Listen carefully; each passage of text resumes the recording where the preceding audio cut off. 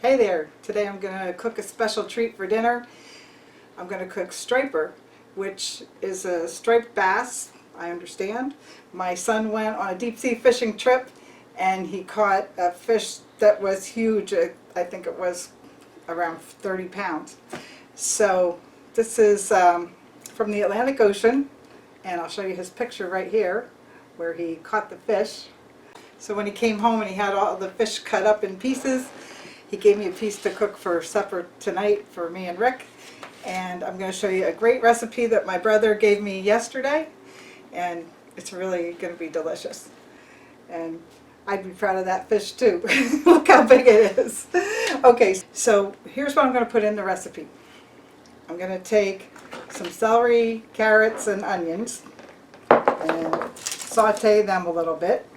Then I'm going to take these beautiful leeks here and cut up about 3/4 inch slices on the leeks, and we're going to add them to the saute. Then I'm going to take a beef smoked sausage, cut them up into bite-sized pieces also, and then I'm going to throw that into the mix along with some pureed tomatoes.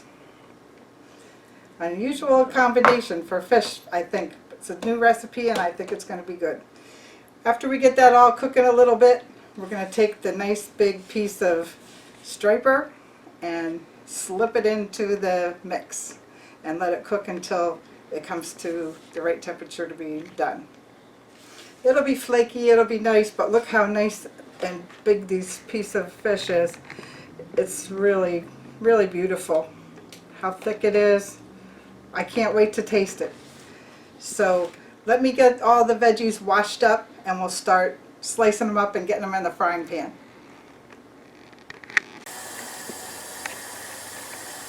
I just want to show you how I'm preparing the leeks. I'm cutting this onion root end off, and I don't know if everybody is familiar with the leeks, but they smell and taste a lot like an onion, except they have a unique flavor of their own. And I'm going to cut these into chunks about that big. And sometimes they have a little sandiness inside. So for that reason, I'm filling a bowl with water in the sink right now. And I'm just going to soak them in the water while I'm cutting up the rest of the ingredients. And if there's any sand swishing around there on the outside edges, we'll get that out. Okay, I'm going to go forward. I just wanted to show you that. You don't want to use the real tough parts of the greens, just the tender parts.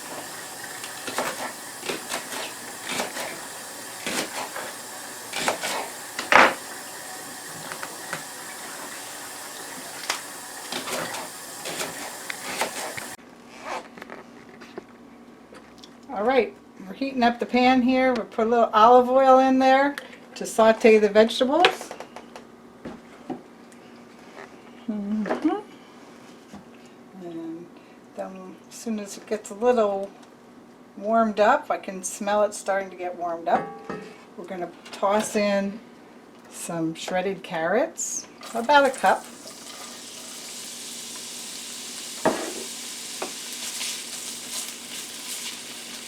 And then I chopped up the celery and onions into rather large pieces because I want them to be, you know, part of the bite when you pick up the food off of the plate. So nice chunks of celery and nice large pieces of onion. I'm going to separate them a little bit.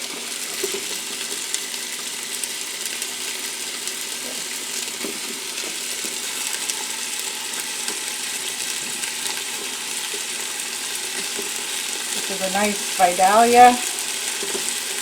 Actually, two nice Vidalias.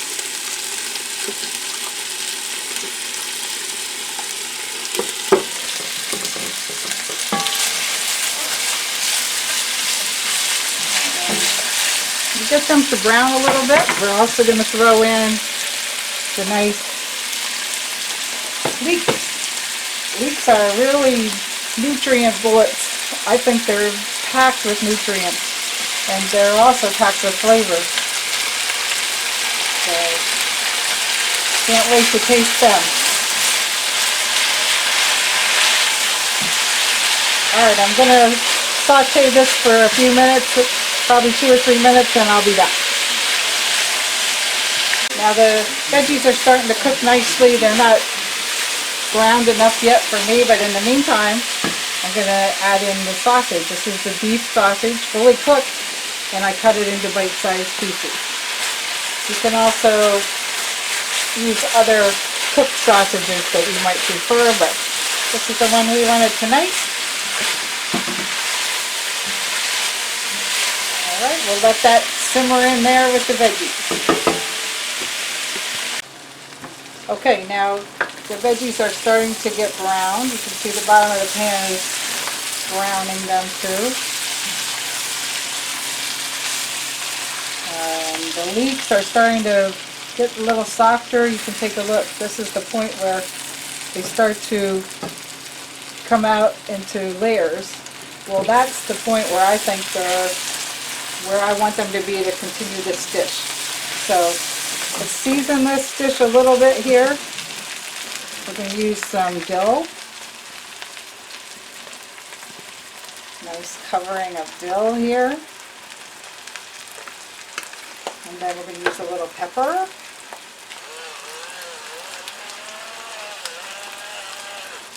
A little salt.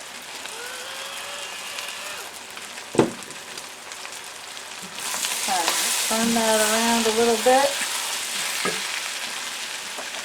And we're going to add in the can of tomato puree. Alright, here we go. Now this is a large can. We like sauciness. If you do too, then use the large can for this amount. Alright, now we're going to simmer down here. Also, if you'd rather have a creamier sauce, you can use cream of tomato soup instead. That's just another option. Look at this. Look at this.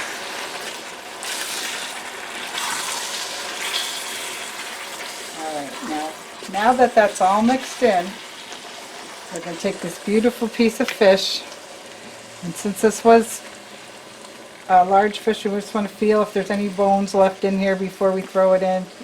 These would be large bones and we would feel them right away. So this is perfectly filleted, and we're going to slip it into the sauce.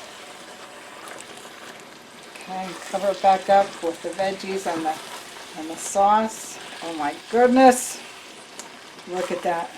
Right. I'm going to put a lid on it. Turn the heat down to medium or low. And we're going to cook it for about 10 minutes, and then we'll check on the fish and make sure how it's coming along. Alright, about 10 minutes have gone by. Let's take a peek. Ooh boy, look at that. Alright, I'm going to poke in here with my thermometer and check the temperature of the fish. Let's see, right about here. I can tell by the firmness when I push it in that it's not there yet. Okay, right now we're at 123 degrees. So we're going to let that go till it reaches 145. I just want to make sure from the bottom that we're getting...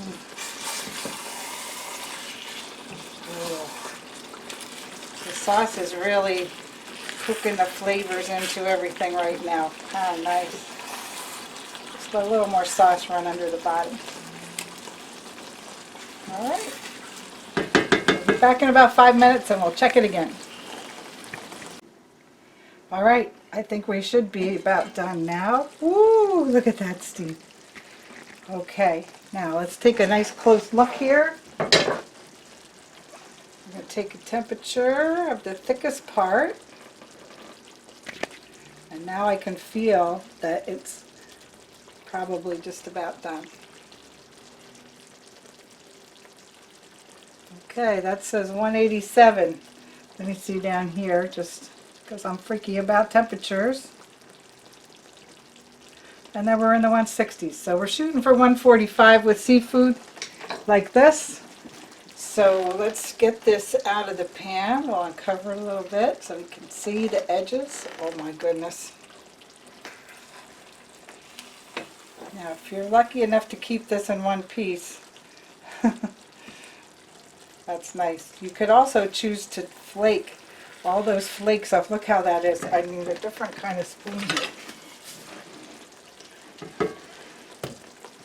Look at how those flakes are. You could just flake this into the sauce and spread it out, but I'm going to put this all on one plate as a whole piece because I think it looks nicer. Look at that. Now we're going to, I already turned the heat off, but because it's a cast iron pan, we're still cooking here.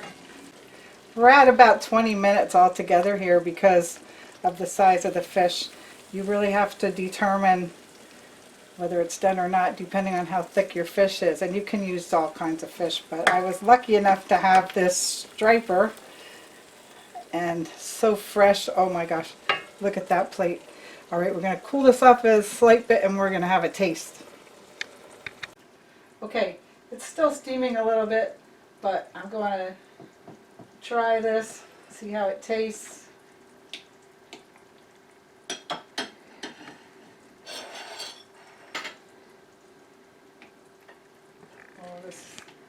This is beautiful. We've got some leeks and some sausage and celery, onions. Oh, nice little sampler here.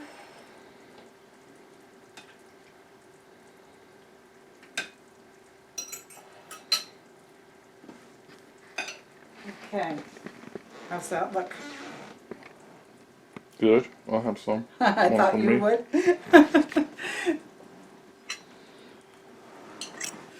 Taste the fish first. Oh gosh. Good. Tender. I don't even smell fishy in here, huh? It's good. Oh, that is really good. Ooh. Oh, there's meat in there too, huh? The leeks are really flavorful too, and they really add a good flavor to this. One secret, using your meat thermometer to test to make sure that you didn't like cook this way into the 200s is one way to make sure it's nice and tender and to take advantage of a fresh piece of fish like this. So Brad, thanks for the recipe, and Josh, thanks for doing the work and coming home with such a beautiful fish. We really appreciate it. Yeah, it's good. Thanks. Good job. See you. Okay, thanks for watching.